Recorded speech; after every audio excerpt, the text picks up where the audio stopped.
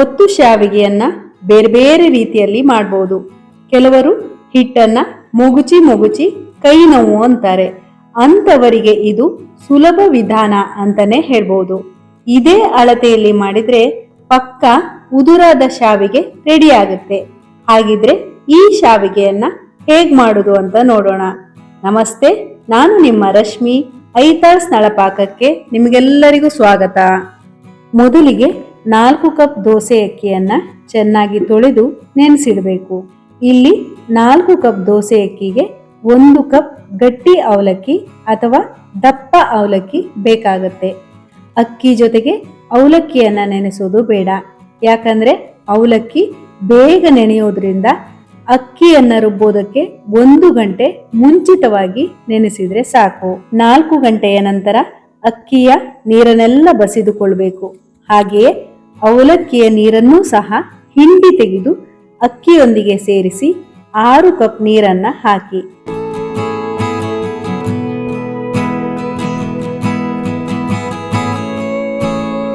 ನಾನಿಲ್ಲಿ ಗ್ರೈಂಡರ್ನಲ್ಲಿ ರುಬ್ಬಿಕೊಳ್ತಾ ಇದ್ದೀನಿ.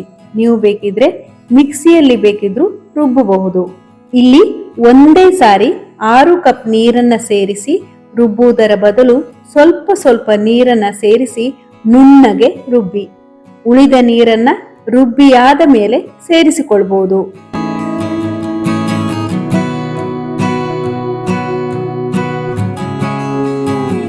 ರುಬ್ಬಿದ ಹಿಟ್ಟನ್ನ ಒಂದು ಪಾತ್ರೆಗೆ ಹಾಕಿ 2.5 ಟೀ ಸ್ಪೂನ್ ಉಪ್ಪನ್ನ ಸೇರಿಸಿ ಚೆನ್ನಾಗಿ ಮೊಗುಚಿಕೊಳ್ಬೇಕು. ಇಲ್ಲಿ ಹಿಟ್ಟು ತೆಳು ಅನ್ನಿಸಿದ್ರೂ ಕೂಡ ಬೆಂದ ಆದ್ಮೇಲೆ ಸರಿಯಾಗೇ ಬರುತ್ತೆ. ಈ ಹಿಟ್ಟನ್ನ 3 ಗಂಟೆಗಳ ಕಾಲ ಹುಳಿಯಾಗಲು ಬಿಡಬೇಕು. 3 ಗಂಟೆಯ ನಂತರ ಒಮ್ಮೆ ಮಿಕ್ಸ್ ಮಾಡಿ ಎಣ್ಣೆ ಸವರಿದ ಲೋಟಕ್ಕೆ ಹಿಟ್ಟನ್ನ ಹಾಕಿ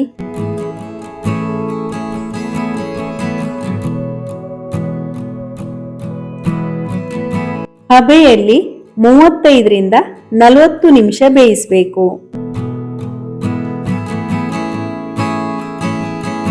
ಎಣ್ಣೆ ಸವರಿದ ಚಕ್ಲಿ ಅಚ್ಚು ಅಥವಾ ಎಣ್ಣೆ ಸವರಿದ ಶಾವಿಗೆ ಒರಳಲ್ಲಿ ಬೆಂದ ಹಿಟ್ಟನ್ನ ಹಾಕಿ ಒತ್ತಿ.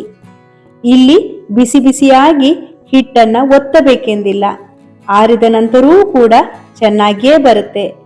ಒತ್ತಿದ ಶಾವಿಗೆಯನ್ನ ಒಂದರ ಮೇಲೊಂದರಂತೆ ಹಾಕದೆ ಬಿಡಿಯಾಗಿ ಬಾಳೆ ಎಲೆ ಅಥವಾ ಅಗಲವಾದ ಪ್ಲೇಟ್ ಮೇಲೆ ಹಾಕಿ.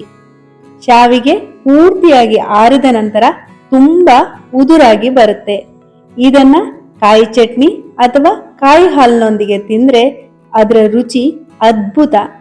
ಹಾಗಿದ್ರೆ ನೀವು ಒಮ್ಮೆ ಟ್ರೈ ಮಾಡಿ ನೋಡಿ.